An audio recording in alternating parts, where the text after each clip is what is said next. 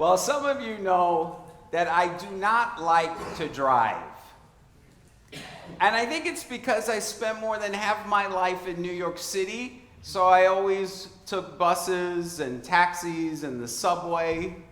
Now, please don't get me wrong, I'm very grateful for my car, but I always dread when I have to take it in to be serviced.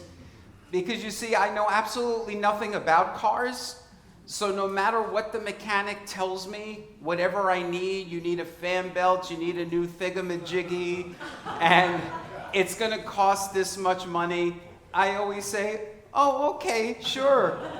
Actually, it's more like, oh, okay, sure.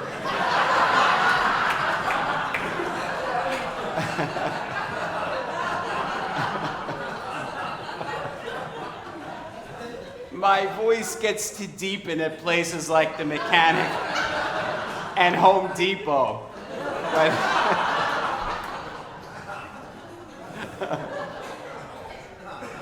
So for over a year now, I have had this light on my dashboard. It's that little icon that looks like a little oil can. And so I looked it up and in the manual, and it says low oil level warning. And so I brought it into the mechanic, and the mechanic said, your oil level is fine. This is just a light or a computer issue on the dashboard, and we can reset everything. It'll cost about $500. And so I decided that I was just going to live with that light. And so for a year now, I've been driving with that little light on. But I have to tell you, I've become really grateful for that light. Because whenever I notice it, it really does remind me, do I have enough oil in my lamp? Okay? You know, if you receive our church's email newsletter, the newsletter this week, I chose a quote from Mother Teresa. And she said, in order to keep a lamp burning, you have to keep adding oil to it. And of course, she was talking spiritually, but that is the truth. The light of God is within us. Our purpose for being is to shine that light. But so many of us are depleted because we're not adding oil to our inner lamp. That, of course, is the theme of today's service, as we heard in today's gospel reading for the 24th Sunday after Pentecost. That's the story Jesus is telling us. Now, oil in Jesus' day was used for a multitude of things. So, yes, it was used for lamps. It was also used for medicinal purposes. Oil was used for healing. You would also use oil to anoint people who came into your home, to welcome them into your home. And of course, Jesus, a Jewish person, would have used the oil to light the menorah in the temple. Now, in just a few weeks' time, our Jewish friends are going to be celebrating Hanukkah, which commemorates that story of how just a small amount of oil was able to miraculously keep the menorah lit for 8 days. And some of you know right now our Hindu friends are celebrating Diwali, which is the celebration of light. Light, oil, lamp, it all symbolizes God's presence and power. That's what Jesus meant by saying that the light was within us. We have that within us. And so he tells this parable today of the 10 bridesmaids. Maybe this is a new one for all of you. It's not really one of Jesus's more popular parables, if you will, but it does speak to a great spiritual truth. Jesus' method of teaching was parables, stories. They were just made up stories. They weren't about real people. So there really wasn't a good Samaritan, for example, or a prodigal son. These were just made up stories. And people who were hearing these stories understood that they were just stories meant to teach a lesson. So Jesus tells this story about 10 bridesmaids 5 of whom were wise and 5 of whom were foolish. The wise ones, of course, were the ones who brought enough oil for their lamps. They came prepared. And the foolish ones, of course, didn't have enough oil, and so they weren't invited. They weren't allowed in to the wedding banquet. The door was closed. So what does that mean for all of us? You know, Jesus spoke in parables because really the parables are about us. All of us are the bridesmaids in this story, and hopefully we're the wise ones and not the foolish ones. Whenever you hear about a wedding in Scripture, it symbolizes union, not of two people, but of the human with the divine. It's that union, that wedding. We, my friends, are trying to prepare ourselves for union with God. That's the wedding. That's what the spiritual life is all about. Preparing ourselves to become one with the one, capital O. And that can only happen for us if we are prepared and filling ourselves with this oil to keep our lamps lit, not depleted. Now, I know this is hard for us to wrap our minds around because so many of us grew up in the Christian church hearing that we couldn't become one with God. God was separate from us. God was up in the sky.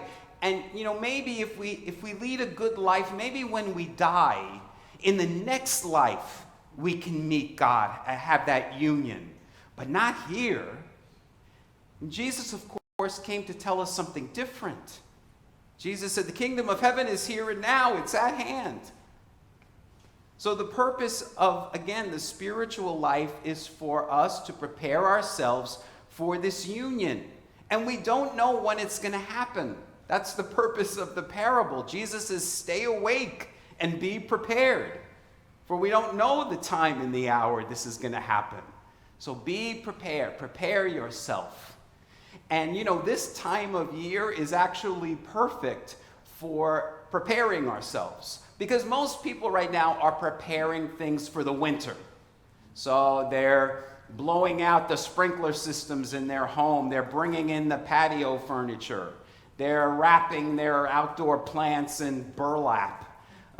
They're putting snow tires on their car. You're doing all of these things in preparation for winter. And why is that? Well, because if you don't, pipes are going to burst. Your car's going to skid off the road. Plants are going to die. So you're making preparations. Well, what we're doing this time of year is we're making preparations for that birth of the light. As many of you know, in a few weeks, we're going to be celebrating the season of Advent. And that's what Advent is. We're preparing ourselves for Christmas. For the birth of the light, for the divine becoming human and the human becoming divine, that oneness. So what are we supposed to be doing? How do we prepare ourselves? How do we add oil to our lamp?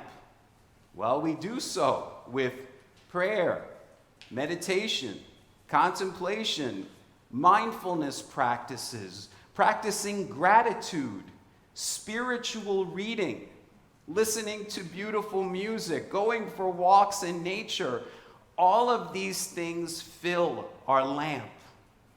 We become depleted when we tune in to the things of the world, when we deplete ourselves by watching cable news for hours and scrolling on our phones and being addicted to that. That depletes our oil. We are not experiencing the light. And that's really what our call is as we prepare for Christmas. That's what we're invited to do, is in this time of darkness, we are remembering the light. There are so many faith traditions this time of year who celebrate the light. As I mentioned, Hinduism with Diwali, Judaism with Hanukkah, us with Advent and Christmas. Because during this time of darkness, we are remembering that we are the light. We are to fill ourselves with that light. I often think of it as it's like a pilot light on a stove, that the light is always there within us, but we really need to ignite it, or we need to fan the flames of the fire that is within us. And those spiritual practices help us to ignite the flame in us so that we can ignite the flames in one another. So that's what I'd like to invite you to do this week, is to start preparing for the season of Advent by finding time each and every day to add oil to your lamp. For the light is on its way. Let every heart prepare him room. Namaste. Hello, everybody. This is Sal Sapienza, and I'm so excited to share with all of you that I've written a brand new book. The book is called Childish Thinking: How the Church Keeps Us Stuck in Sunday School. Now, the title Childish Thinking comes from Christian scripture, where we hear that if we wish to grow in spiritual understanding, then we must let go of childish ways of thinking. And yet so many Christians today, even after years of Bible study and Sunday services, still have a very elementary understanding of their faith. They still understand God as some old man with a long gray beard. They think heaven is a place up in the clouds with pearly gates, that the devil is some red guy with horns and a pitchfork, and that hell is a fiery place below the earth. Those are things that we tell children. None of those descriptions appear anywhere in the Bible. And so in Childish Thinking, I try to dispel many of those misnomers, and I explore topics such as God, Jesus, heaven, hell, sin, prayer, and resurrection from the higher perspectives of ancient Christian mystics and contemporary progressive theologians. After each chapter, there are prayers for quiet contemplation and questions for personal reflection and journal writing. Come learn how you can let go of old ways of thinking and begin to see things with new eyes. Come and learn how you can finally graduate from Sunday school. The book is available now on Amazon, and you can read the entire introduction at childishthinking.faith.